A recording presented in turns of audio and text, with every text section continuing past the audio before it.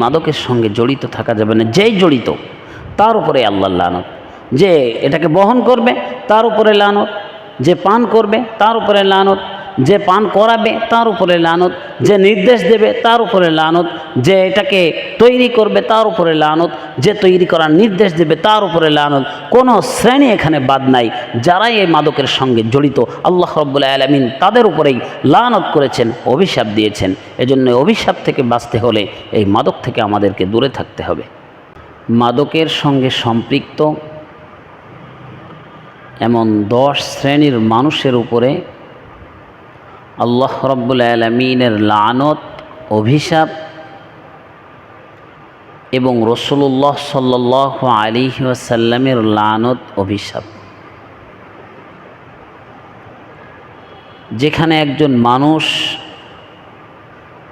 সাধারণ কোনো মানুষের অভিশাপকেই ভয় পায়, সেখানে শ্রেষ্ঠ মানব মুহাম্মদুর রাসূলুল্লাহ সাল্লাল্লাহু আলাইহি ওয়াসাল্লাম যাকে অভিশাপ দিয়েছেন, সেই অভিশাপ থেকে, সেই লানত থেকে কেমন ভয় পাওয়া উচিত? মায়ের অভিশাপ থেকে মানুষ ভয় পায়, বাবার অভিশাপ থেকে মানুষ ভয় পায়,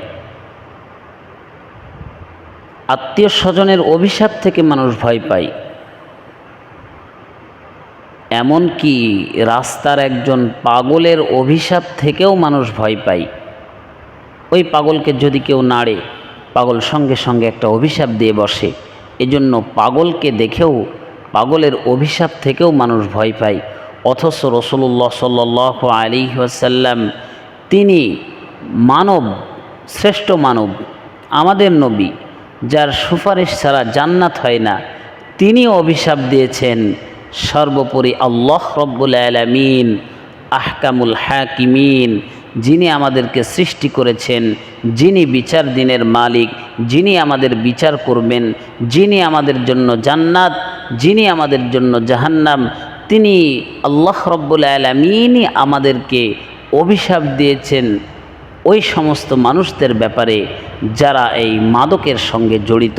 এরকম 10 শ্রেণীর মানুষের জন্য আল্লাহ অভিশাপ দিয়েছেন, নবীও অভিশাপ দিয়েছেন।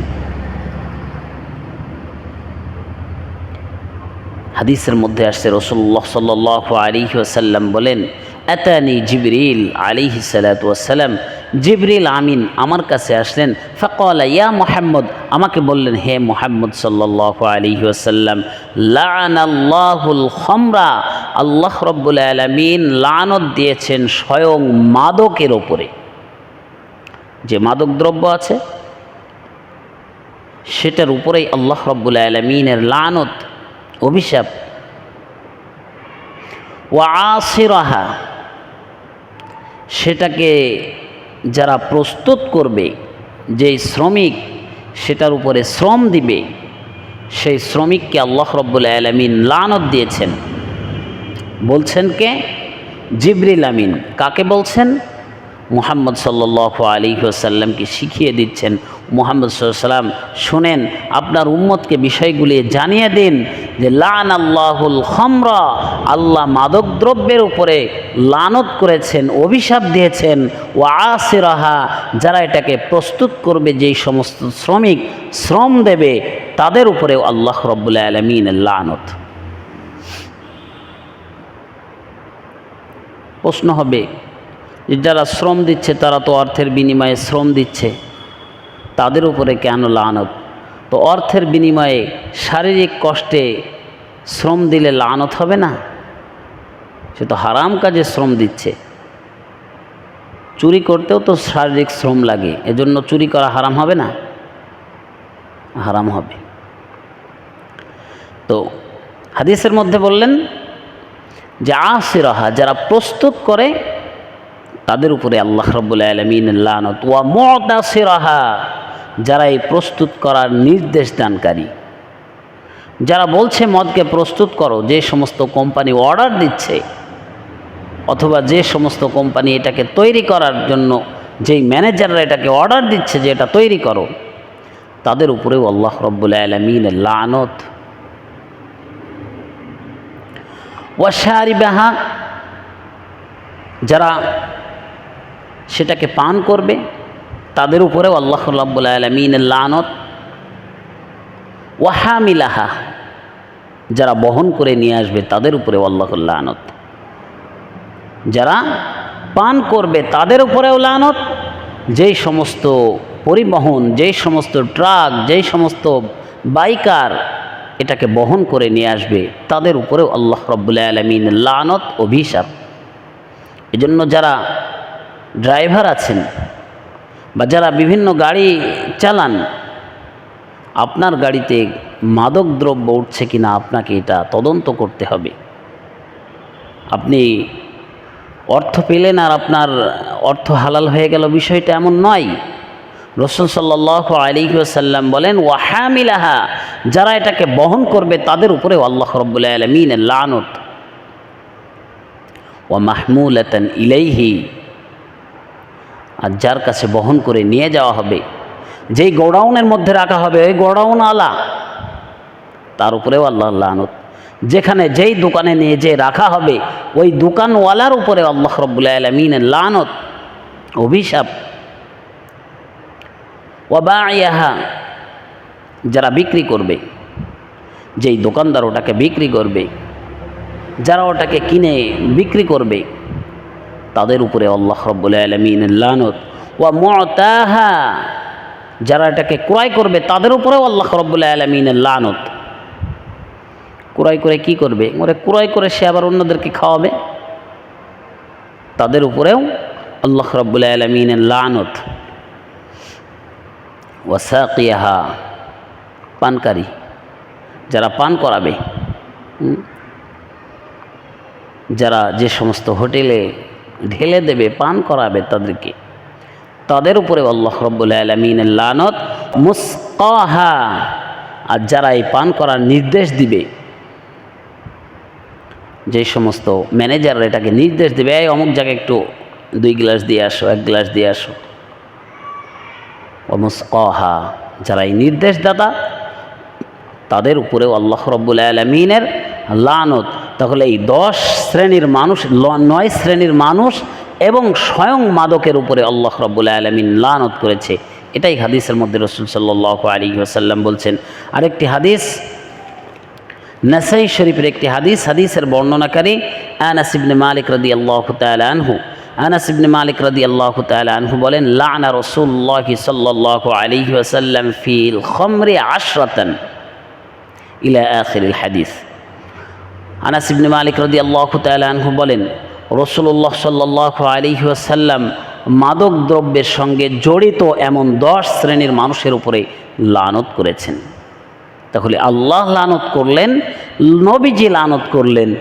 যার সুপারিশ ছাড়া জান্নাতে যাওয়া যায় না সেই ব্যক্তি যদি লানত করে অবস্থা কি হবে?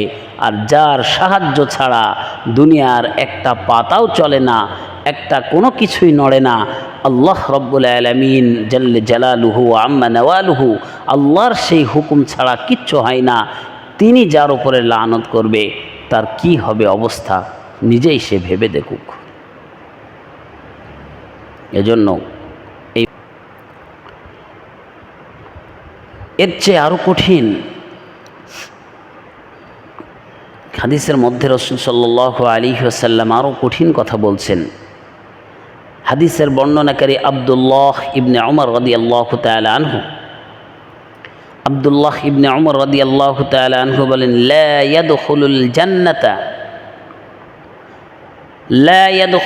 জান্নাতা, জান্নাতে প্রবেশ করবে না 4 শ্রেণীর মানুষের কথাই হাদিসের মধ্যে আসছে। আকুন, যারা পিতামাতার অবাধ্য সন্তান, পিতামাতার অবাধ্য সন্তান জান্নাতে প্রবেশ করবে না। ওয়ালা মান্নান, যারা খোটা দানকারী, মানুষকে খোটা দেয়, কিছু দেওয়ার পরেই খোটা দেয়, আমি তো তোকে এটা দিয়েছিলাম, আমার দল ক্ষমতায় থাকার সময় তোকে এই কাজটা করেছিলাম, আজকে তুই সেই দলের পরোয়া করিস না, আমি তো তোর ওই জমিটা দখল করে দিয়েছিলাম, এই জন্য তো তুই বসবাস করছি, আজকে আমার দল করিস না, আজকে আমার কথা মানিস না, আমি তো তোকে ওখান থেকে তুলে এখানে নিয়ে এসেছিলাম। এই ধরনের অনেক কথা, খোটা দেওয়া, যেটাকে আমরা বাংলায় খোটা দেওয়া বলি, আরবিতে মান্নান বলছে। রসুল সাল্লাল্লাহু আলাইহি ওয়াসাল্লাম বলেন, ওয়ালা মান্নান, যারা মান্নান, যারা খোটা দানকারী, এরা জান্নাতে প্রবেশ করবে না। 3 নম্বর, ওয়ালাদুজ জিনা, জিনার সন্তান। জিনা করার কারণে, বাবা মা জিনা করার কারণে যে সন্তান পয়দা হয়েছে, এই সন্তান জান্নাতে প্রবেশ করবে না। এই হাদিসটির একটা ব্যাখ্যা আছে। জিনাকারিনী সন্তান হলেই যে জান্নাতে প্রবেশ করবে না, বিষয়টা এমন নয়। ব্যাখ্যাটি কি?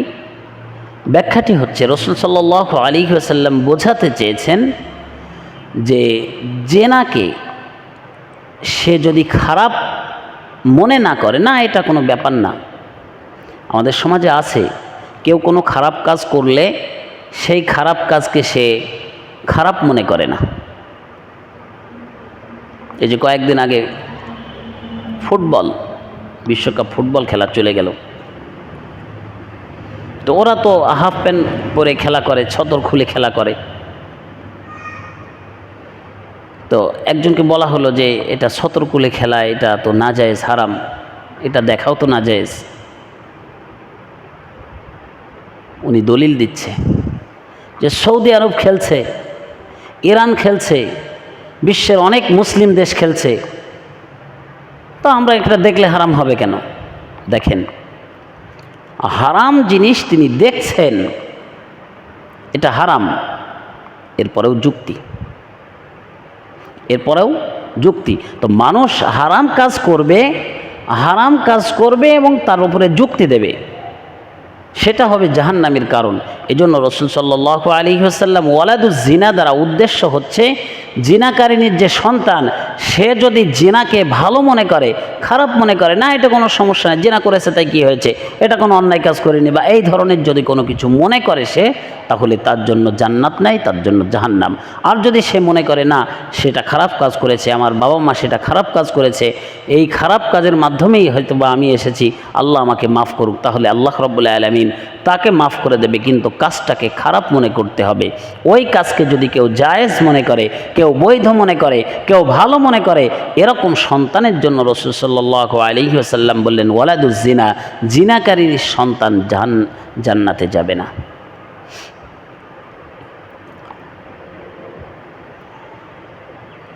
চার নম্বর, বলে মুদমিনুল খমর, যারা নেশাদার দ্রব্য পান করবে তাদের জন্য জান্নাত হারাম, তারা জান্নাতে যেতে পারবে না। রাসূল সাল্লাল্লাহু আলাইহি ওয়াসাল্লাম এটা আমাদেরকে জানিয়ে দিলেন। পরের হাদিসের বর্ণনাকারী আবু সাঈদ খুদরি রাদিয়াল্লাহু তাআলা আনহু, তিনি এই হাদিসের মধ্যে বলছেন, রাসূলুল্লাহ সাল্লাল্লাহু আলাইহি ওয়াসাল্লাম বলেছেন, 5 শ্রেণীর মানুষ জান্নাতে যাবে না।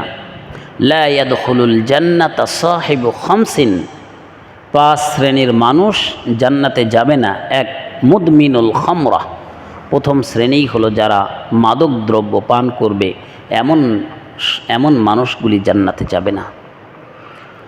2, ওয়া মুমিনু বিসসিহরি, যারা জাদুতে বিশ্বাসী, এরকম ব্যক্তিও জান্নাতে যাবে না। সম্মানিত উপস্থিতি, এই হাদিসটিরও একটি ব্যাখ্যা রয়েছে। হাদিসে শুধু থাকলেই হয় না, কিছু হাদিসের ব্যাখ্যা আছে যেটা আমরা বুঝি না। মুহাদ্দিসে কেরাম হাদিসটা বুঝেছেন, তারা আমাদের জন্য ব্যাখ্যা করে দিয়েছেন। কিছু মানুষের অভিযোগ, তো হাদিসে থাকলে এটাকে মানব না, হাদিসে থাকলে আপনি মানতে গেলে বিপদে পড়ে যাবেন।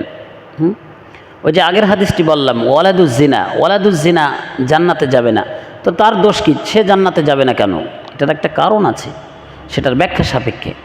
তো এটা ওয়ালা মুমিনু বিসসিহরি, যারা জাদুতে বিশ্বাসী তারা জান্নাতে যাবে না। জাদুতে বিশ্বাসী নাকি? রাসূলুল্লাহ সাল্লাল্লাহু আলাইহি ওয়াসাল্লামকেও তো জাদু করা হয়েছিল, জানেন না ঘটনা? লাবিদ ইবনে আসম নবীজিকে জাদু করেছিলেন। নবীজি ভুলে যেতেন সব কিছু। এক স্ত্রীর কাছে গিয়েছেন, কিছুক্ষণ পরে আবার দেখা যাচ্ছে উনি ফিরে আসছেন। তো কি হলো ইয়া রাসূলুল্লাহ, আবার আসলেন? বলে, আবার আসলাম। হ্যাঁ, আপনি তো কিছুক্ষণ আগে আসলেন, আবার ফিরে আসলেন যে? আমি ভুলে গেছি। তো নবীজি ভুলে যেতেন, জাদু করা হয়েছিল নবীজিকে। নবীজিকে জাদু করেছিলেন লাবিদ ইবনে আসম, সে জাদুকর জাদু করেছিলেন। আয়েশা সিদ্দিকা রাদিয়াল্লাহু তাআলা আনহার হাদিস, এটা প্রমাণ। তো জাদু তো আছে, তাহলে জাদুতে বিশ্বাসী এটার অর্থ কী?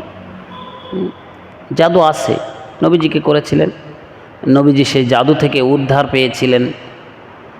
তিনি ঘুমিয়েছিলেন, স্বপ্নের মধ্যে দুইজন ফেরেশতা আসছে, একজন ফেরেশতা মাথার কাছে বসা আর একজন ফেরেশতা পায়ের কাছে বসা। তো পায়ের কাছের ফেরেশতা বলছে, এই লোকটির কী হয়েছে? মাথার কাছে যিনি, ওই ফেরেশতা বলছে, এনাকে জাদু করা হয়েছে। তো জাদু কে করেছে? অমুক করেছে, লাবিদ ইবনে আসম করেছে। কির মাধ্যমে জাদু করেছে? হ্যাঁ, জাদুটা কোথায় আছে? এরকম বিস্তারিত আলোচনা করছে। জাদু ওই কূপের মধ্যে আছে, হ্যাঁ, ওই অমুক জায়গায় আছে, চালের ভিতরে আছে। নবীজি ঘুম থেকে উঠলেন। ওঠার পরে আয়েশা সিদ্দিকা রাদিয়াল্লাহু তাআলা আনহাকে বলেন, আমাকে জাদু করা হয়েছিল, এই জাদু কিভাবে ভাঙতে হবে এটা আল্লাহ রাব্বুল আলামিন আমাকে শিক্ষা দিয়েছেন। দুই ফেরেশতার মাধ্যমে আমাকে জানিয়ে দিয়েছেন কোথায় জাদু করা হয়েছে, জাদুর যে জিনিস দিয়ে জাদু করা হয়েছে ওটা কোথায় আছে, এগুলি আল্লাহ রাব্বুল আলামিন আমাকে জানিয়েছেন। তাহলে জাদু নবীজিকেও করা হয়েছিল, তাহলে জাদুতে বিশ্বাসী এটা তো বিশ্বাস করার যোগ্য। তাহলে এই হাদিসের অর্থ কি? জাদুতে বিশ্বাসী ব্যক্তি জান্নাতে যাবে না। এটার অর্থ হচ্ছে যে সব কিছুর মুয়াস্সারে আসল হচ্ছে জাদু, এটা মনে করা। জাদুই সব কিছু করতে পারে, জাদুর দ্বারাই সব কিছু হয়, জাদুতে যেটা বলবে সেটাই বিশ্বাসযোগ্য। এটাকে যারা বিশ্বাস করবে তাদেরকে বলা হয়েছে এই সমস্ত মানুষগুলি জান্নাতে যাবে না।